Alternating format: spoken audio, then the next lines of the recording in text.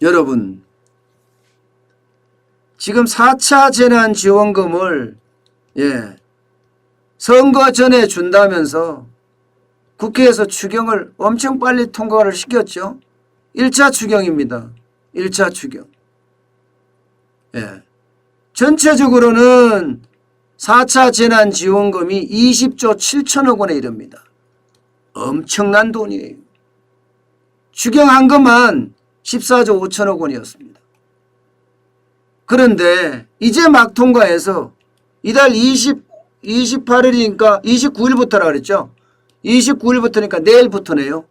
내일부터 이제 준다고 이야기해요. 그리고 4월 달 안에 80%를 지금 재난지원금을 뭐 자영업자, 소상공인, 농민, 어민, 취약계층, 전세버스 기사 뭐 할 것 없이 돈을 뿌린다고 합니다. 그런데 아직 뿌리지도 않았잖아요. 뿌리지도 않았는데 벌써 2차 추경에 대한 이야기가 계속 나오고 있습니다. 이게 아마 선거를 앞두고 있기 때문에 또 2차 추경에 대한 이야기를 하는 것 같은데, 저는 그거를 보면 진짜 우리 경제가 어떻게 될런지 걱정에 또 걱정이에요. 왜 걱정이냐고요? 여러분, 국가 채무의 증가 속도 보세요. 증가 속도. 이거를 보면요, 자칫 나라가 망하겠다 이런 생각도 할 수가 있습니다. 자, 우리가 단군 이래 가장 큰 위기라고 이야기했던 1998년 외환위기 때 보세요. 국가 채무의 증가 속도는 3.9%였습니다. 3.9%포인트였어요. GDP 대비해서 말입니다. 2009년에 금융위기 때는 3%밖에 안 됐습니다. 그런데 작년 2020년 코로나 위기 때는 무려 말입니다. GDP 대비 6.2%포인트나 상승했어요. 2020년에는요. 2021년에는요. 지금 1차 추경으로 봤을 때 4.3%포인트인데 아마 이거 더 많이 올라갈 것으로 생각됩니다. 여러분, 우리가 IMF 외환위기 때보다 더 어려운 적이 없었다고 이야기하잖아요. 지금 정부가 발표하는 각종 지표들도 보면 여러분, 그죠? 지금 금융위기만큼 어렵다 이렇게 이야기하거든요. 제가 봐서는 그게 아닌데 실질적으로는 외환위기 때보다 지금이 더 어렵다고 보는데요. 어쨌든 정부는 외환위기까지는 끌고 가지 않습니다. 금융위기보다 어렵다 뭐 이 정도로 끌고 가는 거예요. 제가 봐서는 역대 최대급 위기인데 돈 푸는 거 보면 알잖아요. 6.2%포인트면 엄청나게 늘어납니다. 이 정도 속도는요. OECD 국가 중에서도 6번째. 37개국 중에 6번째로 빠르다는 것은 여러분, 우리의 어떤 부채 증가 속도가 우리 경제의 어떤 경제 망국으로 갈 가능성이 크다 이렇게 볼 수가 있습니다. 문제는 2021년에 지금 4.3%포인트인데 이게 1차 추경에서 지금 끝나는 게 아니라는 사실입니다. 2차 추경까지 되면 이것은 얼마나 올라갈지를 모릅니다. 지금 이 정도 증가 속도면 8% 이상이 나온다는 이야기도 나올 정도예요. 8% 이상. 왜냐? 여러분, 당장 자영업자 손실보상제만 보자고요. 자영업자 손실보상제만 보더라도요. 소급 적용 안 한다고 이야기를 했지만 지금 민병덕 의원실에서 나온 것을 보면요. 소요액이 약 100조예요. 98조 8천억 원. 월평균 24조 7천억 원입니다. 이게 소급 적용을 했을 경우에 자영업자들에게 그만큼 매출 손실에 대해서 보상을 해주는 방안이거든요. 등급에 따라 다르긴 하지만 50% 보상을 해준다. 이것은요. 50% 보상을 해준다. 이거는 영업 제한을 당한 곳을 말하는 겁니다. 70% 보장을 해준다. 이것은 영업 금지가 된 데를 말하는 거예요. 그러면 들어가는 돈이 거의 100조에 가깝고요. 또 강훈식 의원의 어떤 법안 발의를 보면요. 최저임금을 기준으로 해서 지금 장사를 못한 기간만큼 최저임금 기준으로 주고 임대료도 20%까지만 보상을 해주자. 이렇게 이야기하고 있거든요. 이것도 적어도요. 적어도 월 1조 2370억 원. 그러면 한 4개월 정도 보상을 해줬을 때 14조 8440억 원입니다. 정부안은 지금 어떻게 돌아가느냐? 정부안은요. 아마도 한 7조에서 10조 정도 되지 않겠느냐. 뭐 이런 예상을 하고 있습니다.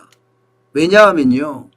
손실보상법에 피해 지원을 명시하기로 했거든요. 피해 지원. 피해 지원이에요. 보상이 아니에요. 피해 지원을 명시하기로 했기 때문에 피해에 대한 지원을 하는 거니까 지금처럼 선별 지원금이나 이렇게 보상을 할 가능성이 크지요. 여기다가 이걸로 끝나는 게 지금 아니라는 거죠. 지금 국민위로금도 지금 지불한다고 했잖아요. 문재인 대통령이.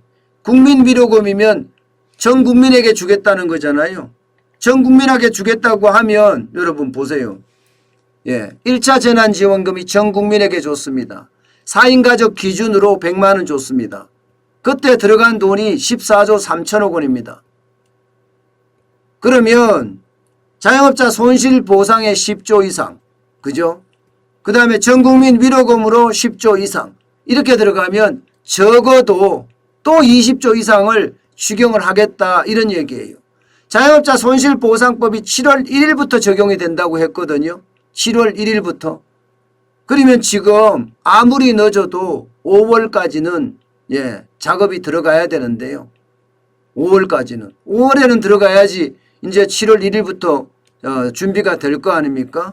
그러면 지금부터 지금 꺼집어내고 있는 거예요.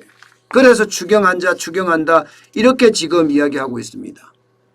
아무리 늦어도 5월에는 추경 절차가 들어가야 되니까 말입니다. 여러분 이렇게 됐을 때 우리는 어떻게 될까요? 부채가 증가하는 속도가 굉장히 빠른 데다가 이게 부채가 증가하는 속도가 빠르다는 것은요. 그만큼 위험에 많이 노출되어 있다는 이야기입니다. 그렇게 됐을 때는 부채가 증가하는 속도가 빠르다. 경제 성장률이 따라가 주면서 경제가 성장하면서 부채도 같이 증가해 주면 이게 그나마 위험성은 조금 덜해지는데 지금 경제는 실물 경제는 떨어지는데 부채는 지금 올라가고 있거든요. 이게 문제라는 겁니다. 이게 문제라는 거예요. 실제로 지금처럼 늘어나게 되면 여러분 우리 부채 감당 못한다는 이야기도 나오고 있어요. 부채 감당 못한다는 이야기도. 당장 1차 추경만 하더라도 GDP 대비 48.2%인데 그래서 965조 9천억 원이거든요. 당장 2차 추경만 하더라도 20조가 늘어나면 985조 9천억까지 올라갑니다. 어디 그뿐입니까? 2차에서 끝날까요? 작년에는 4차까지 했는데요. 1차, 2차, 3차, 4차까지 했는데 내년에 총선을 생각을 하면 내년에 대선을 생각하면 저는 추경이 더 있을 수 있다고 생각합니다. 그렇게 되면 올해 안에 지금 국가 부채가 1000조가 돼요. 1000조. 그러면 그 올라가는 속도, 그 속도는 어느 나라 못지않게 굉장히 빠른 속도로 증가할 겁니다. 이렇게 증가했을 때는요. 당연히 국가 신용등급이 떨어질 수밖에 없어요. 국가 신용등급. 경제성장률이 일어나고 지금 IMF 같은 경우도 대한민국의 경제성장률을 3.6%까지 높였잖아요. 게다가 보복섭이 일어난다면서 백화점의 어떤 매출이 2배까지 뛰고 경기가 좋아지는 듯 보이지만 아직도요. 코로나 이전을 회복하기에는 그렇게 쉬운 일은 아니다 이렇게 보고 있습니다. 예. 게다가 이게 V자 반등이 아니라 회복을 찾아가는 수준이니까 예. 2019년 그때처럼 찾아가는 수준이니까 이게 경제가 좋아진다고 해석은 할 수가 없습니다. 2019년 여러분들 경험했잖아요. 우리 경제가 좋았습니까? 2019년도 제가 유튜브 방송을 하고 있을 때인데요. 그때도 쉽지 않았습니다.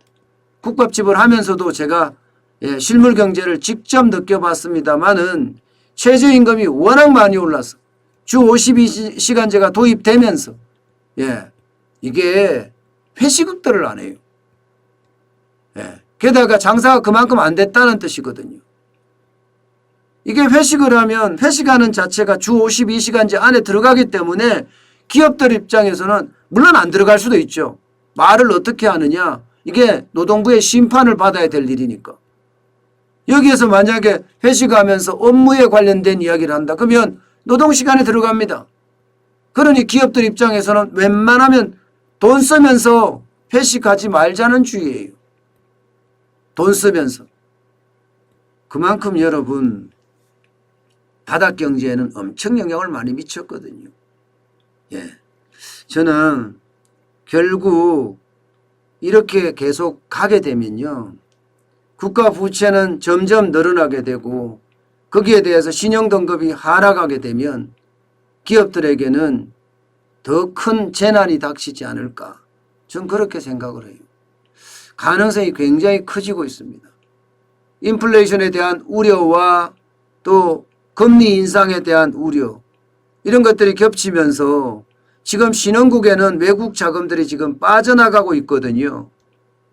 저는 그런 일이 우리나라에서도 대한민국에서도 발생할까 봐 두렵습니다. 외국인들이 빠져나가면요. 경제는요. 굉장히 어려운 상황으로 갈 수도 있다는 이야기입니다.